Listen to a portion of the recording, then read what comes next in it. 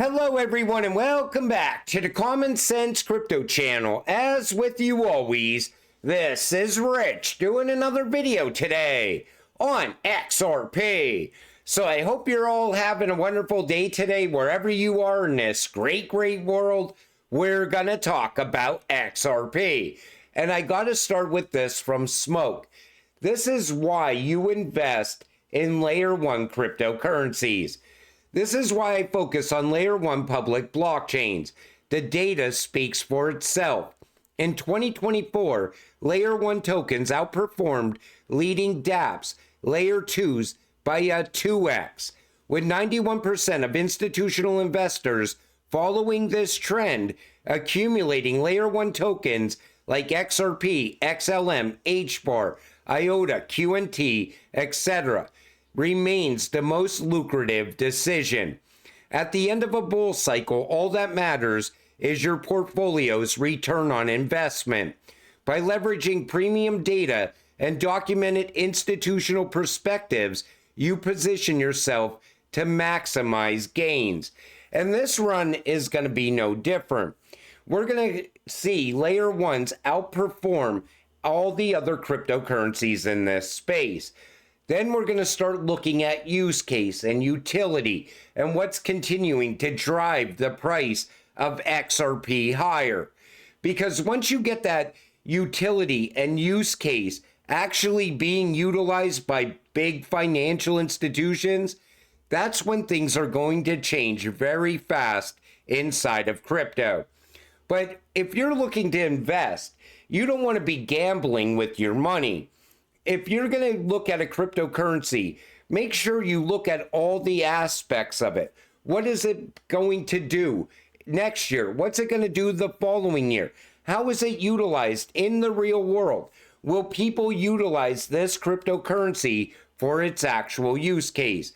That's why I only invest in a handful of cryptocurrencies. They're all well-rounded and they're all part of the new financial system. Institutions believe that it is impossible to value crypto. Here's what's going to give XRP its actual value when it's running on all of those Ripple rails all around the world. I do believe they're going to put a fair market value on crypto. That was supposed to happen by the end of this year. I'm still waiting on news on that. Once we get those numbers, I'll definitely share it with all of you. But what is the fair market value of XRP right now? Because it's not $2.50. It's much higher. I think it's been held down so long by the Ripple vs. SEC case and the anti-crypto army in Washington. That's why once Trump won the election, right away, all of crypto started moving upward because the suppression wasn't holding it down anymore. And $2.50 is not where XRP is going to stop. I think it's going to go much higher. And here's Brad talking about institutions. This comes from King Valex. Take a listen. Shocking to me that the United States, the largest economy in the world, represents the bottom decile of regulatory clarity. I think when you get the real unlock of the United States economy and you get the real institutional money flowing in, I think it's just hard to predict some of the upside opportunity. So think about that. He cannot even predict how big this is going to be. I think it's going to be absolutely massive because all of a sudden, they're not only just going to come here and buy XRP and utilize it for its utility, they're going to come here and they're going to unlock passive income opportunities for retail investors as well. But we're going to get institutional adoption. First, we'll get a big wave of it. And then I think we're going to get gradual upward movement as more and more of those institutions continue to onboard to crypto. But when Brad can't put a number on it, you know it's going to be big. Building a multi-network future fueled by XRP. This comes from the Root Network. 1.3 billion plus total value transferred. 11.4 million transactions. 1.5 million plus smart contract transactions. 1.3 million network fees, 334K AI generated transactions on the XRP ledger, 4 million plus NFTs minted. And they're bringing AI and gaming onto the network. And they're utilizing XRP as a gas token. Take a listen to this. Growth here. Explain to Yeah. me how you guys use XRP. XRP is the gas token on the root network. And so essentially everything that happens on the network is powered by XRP. It's obviously on network as a currency as well, so people can kind of transact in it and use it inside of the applications that are built on the network, smart contracts, those kinds of things. And this last year, we've seen really good, what I'd say, like got off to a really good start over the last 12 months of taking that XRP token and turning it into other kinds of utility for XRP. That number there, I think $1.3 billion worth of value transferred in the first year. And that's a pretty great number from our perspective. Also, I think if you look at like fees earned by root network validators, equivalent to 1/3 almost of the fees burned on the whole XRP L ledger itself. And so you can see a good sort of utility contribution building around XRP itself in the broader, layer 2 ecosystems around XRP. And next year, we really want to scale that up, and 10x that and continue. So they're planning on a 10x in 2025. And that came from the CEO of Futureverse. Like I said, people could tell you all day long nobody utilizes XRP. Yet we have Michael Arrington talking about how they utilize XRP. Other people telling us how they're utilizing XRP as well. This is just another example. And this is something that's going to continue to grow out year over year.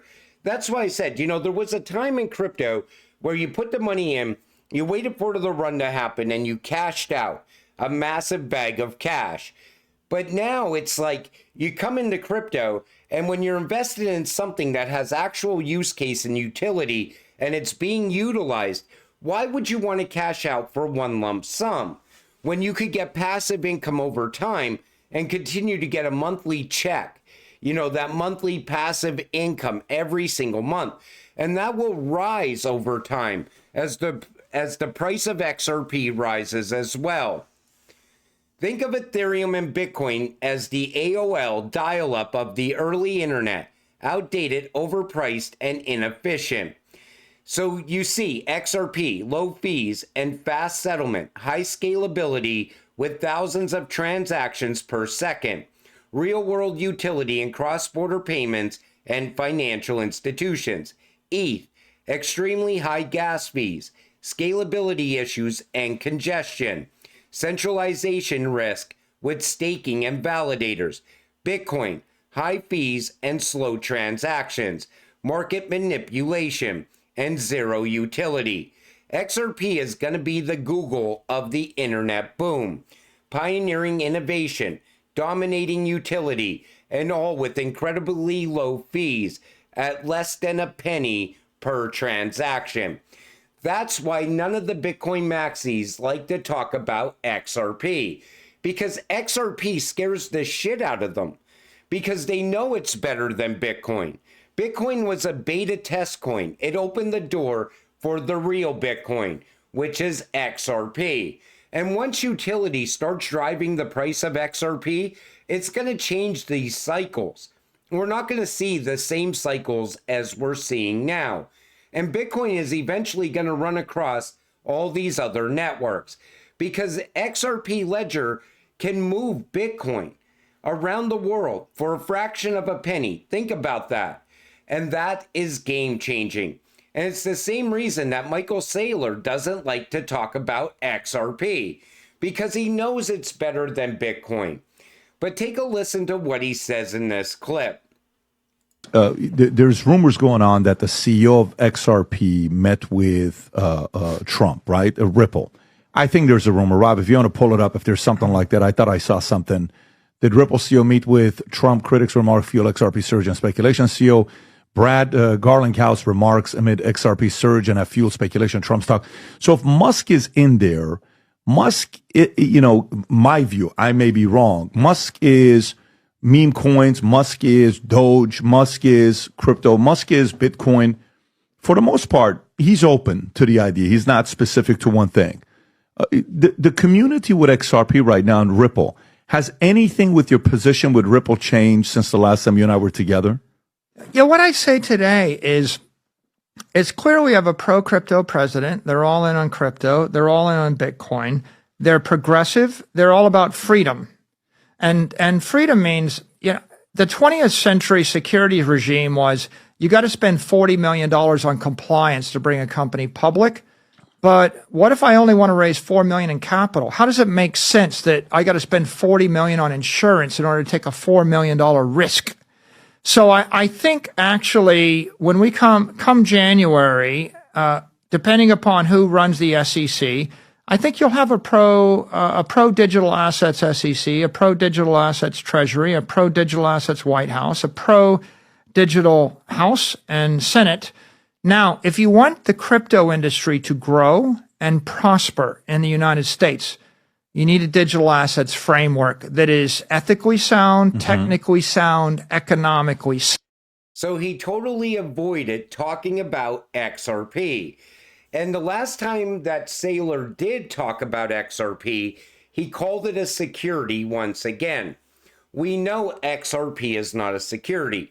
And Brad confirmed that they talked to Trump over the summer.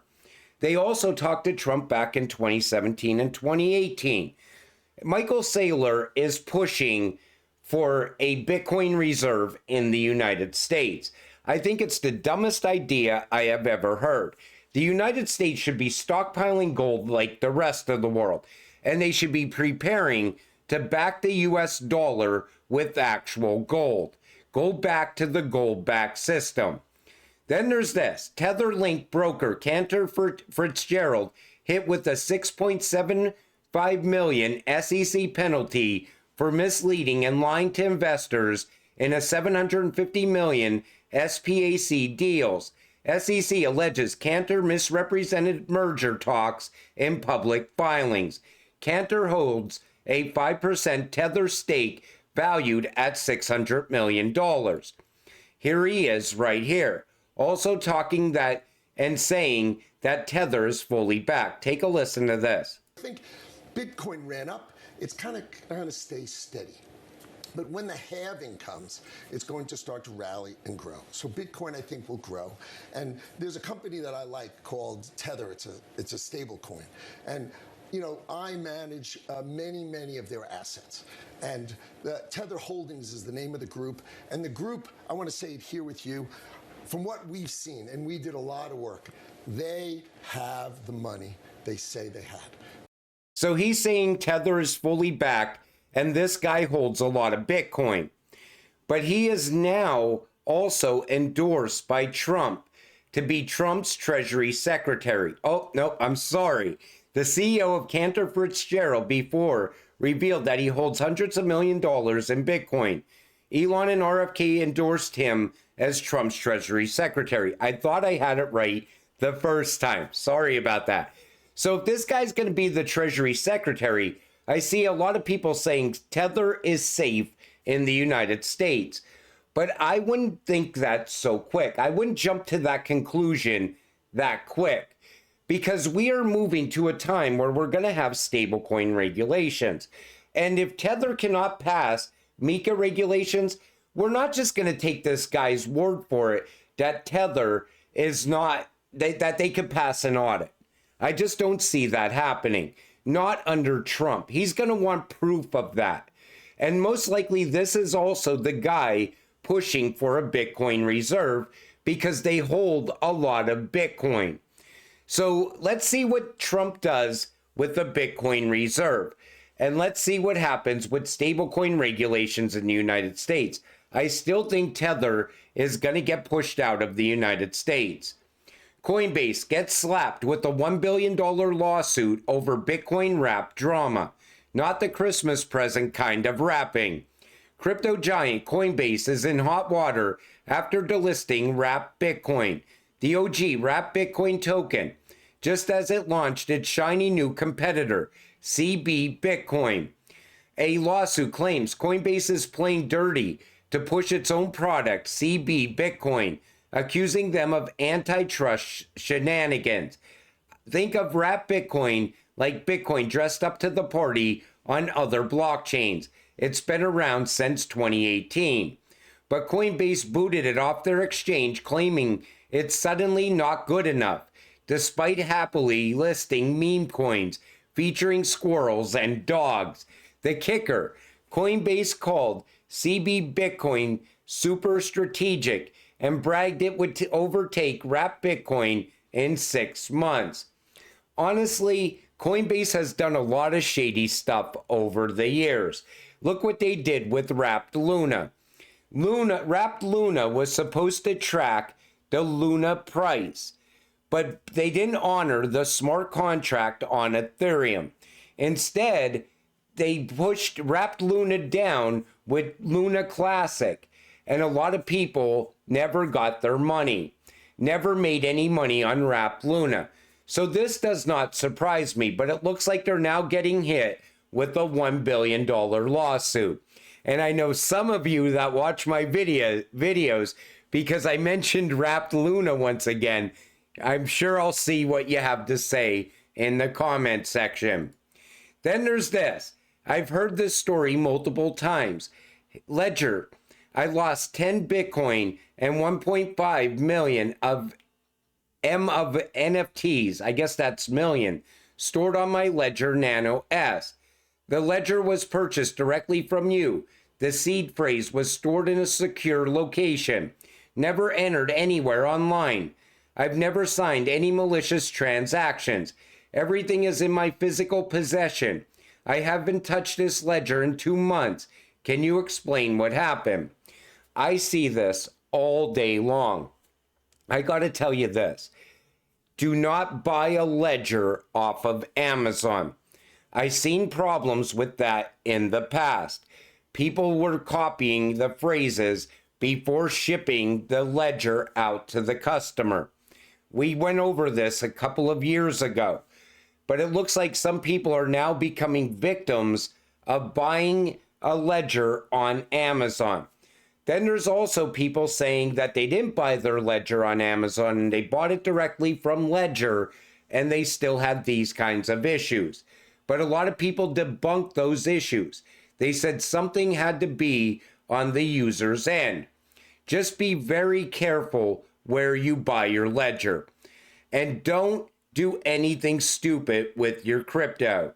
And like you see here, this was the person signed a phishing transaction many months ago and is now blaming Ledger for his wallet being drained.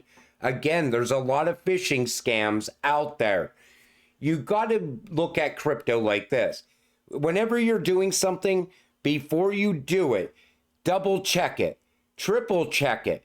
Make sure you don't lose your crypto and don't buy your ledger on Amazon. Same thing with Decent. I have an affiliate link down below. Buy it directly from Decent. I see people going through this time and time again. I had somebody the other day say they bought a ledger off of Facebook. Why would you ever think that was a good idea? The good thing is they only lost a couple $100. But imagine buying XRP under 50 cents. All of a sudden, it runs up to $2.50 and you lose your crypto. People need to either figure this space out very quick or they're going to become victims of scam after scam, like the AI videos that play all over YouTube.